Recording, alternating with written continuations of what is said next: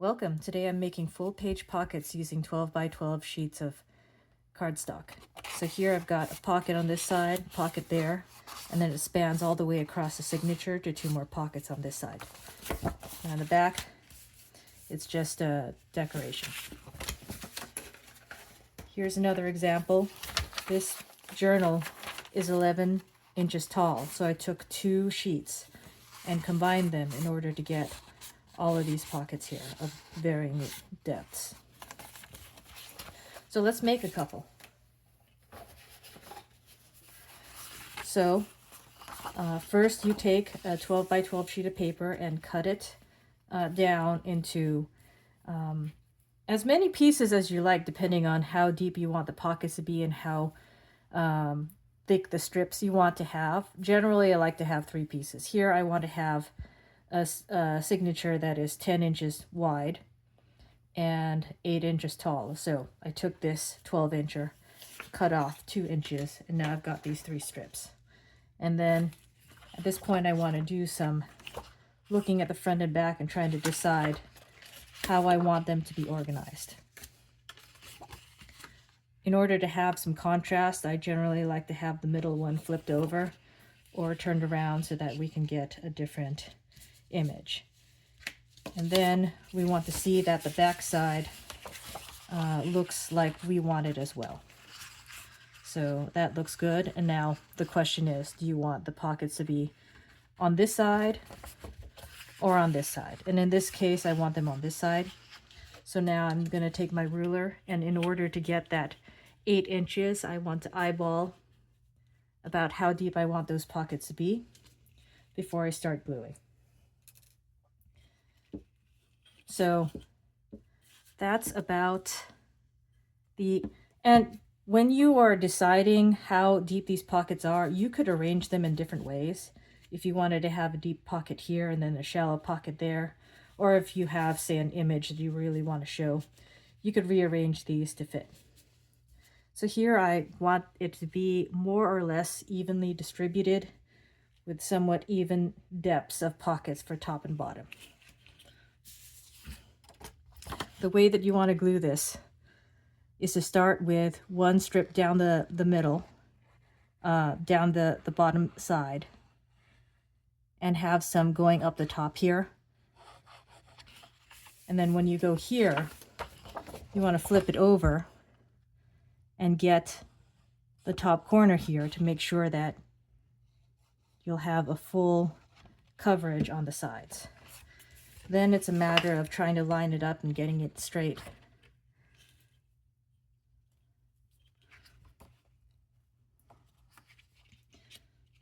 All right. Now we go again with another line. It might have been easier to go the other way and start at the top and go to the, oops. It's hard to talk and glue at the same time.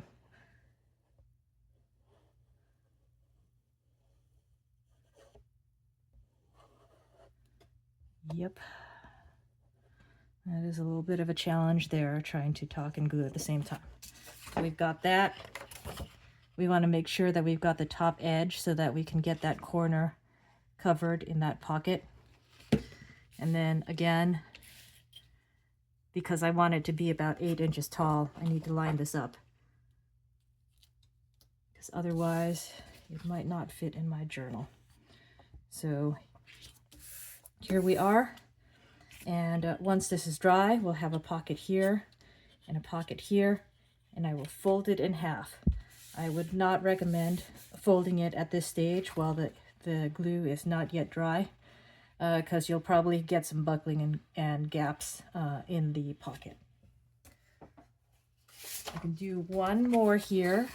So once you get the basics there, you can get really creative about how you want to arrange them.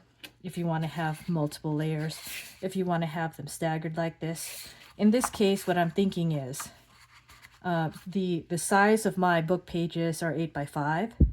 So I'm going to go for that height of 8 inches still. But here I'm thinking I'm going to fold it at the 5-inch mark and then make a couple pockets that are swinging on their own. So let me grab my scoreboard here.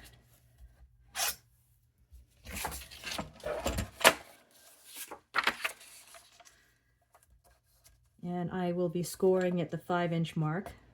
So looks like my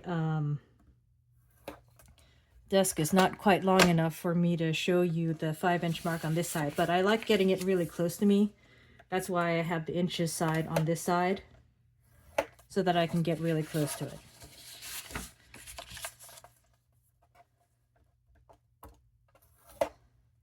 So then we have it at the 5-inch mark, and then we want to,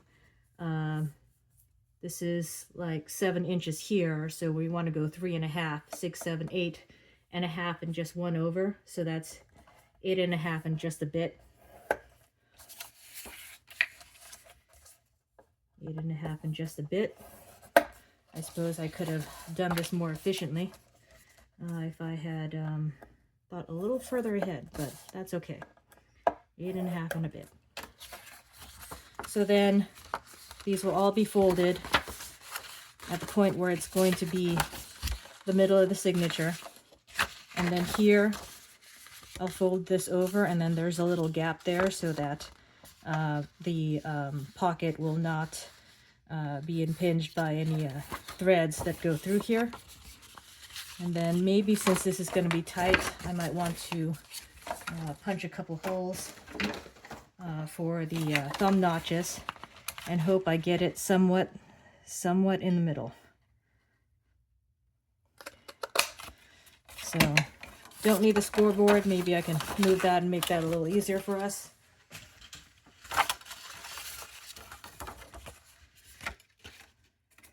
Got this one here.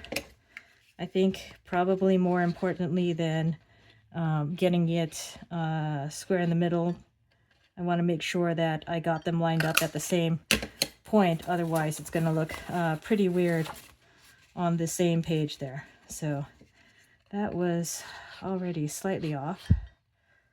Oh well. Okay. They're okay-ish. So here in this case, now I have to look around and see which order I want to put these in and which side I want to have. I'm thinking that this is going to be the top here, and then this is the middle, and this is the bottom here. And I could go the other way if I wanted the pockets on this side, then I do it this way. If I want pockets on the other side, I would go this way.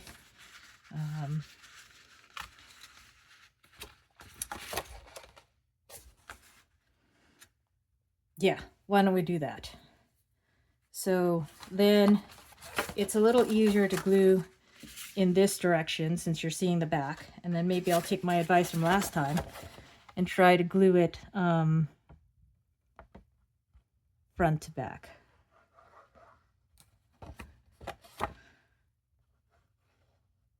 So I want to come up to that edge there. Go up a little bit.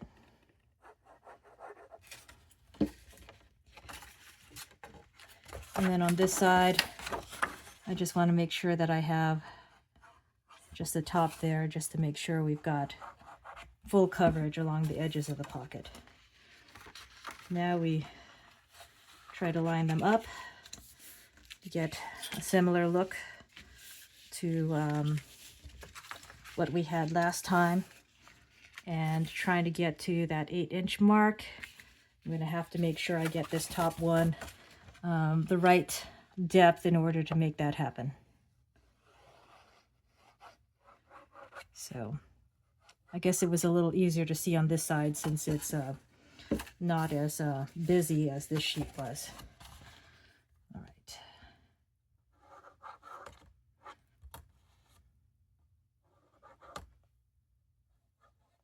You could do all sorts of things with these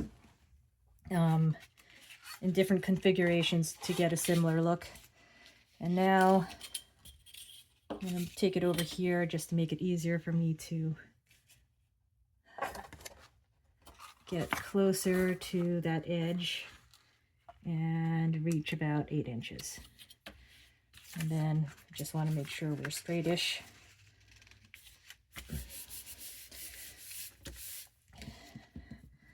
I probably could be using an actual tool instead of my hands for better adhesion.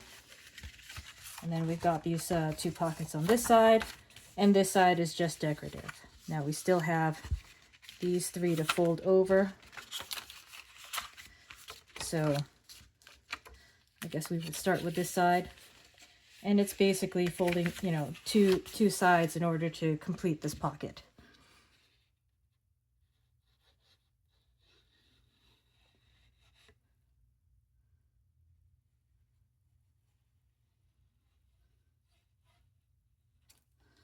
Here's pocket number 1. This is Crafter's Companion paper that, you know, has a really nice color quality to it. And these sheets that I have are 2-sided, which really has very vibrant colors on both sides. And I just really like the a lot of the paper that they have made. So here we go again, doing the bottom and then the edge.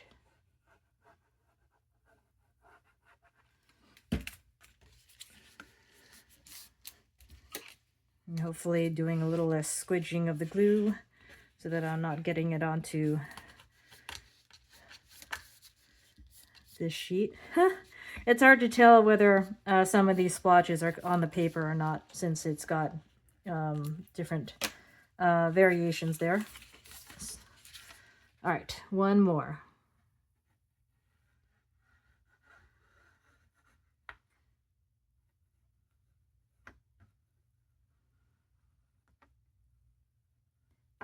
This paper is also not super thick, so it's nice to work with.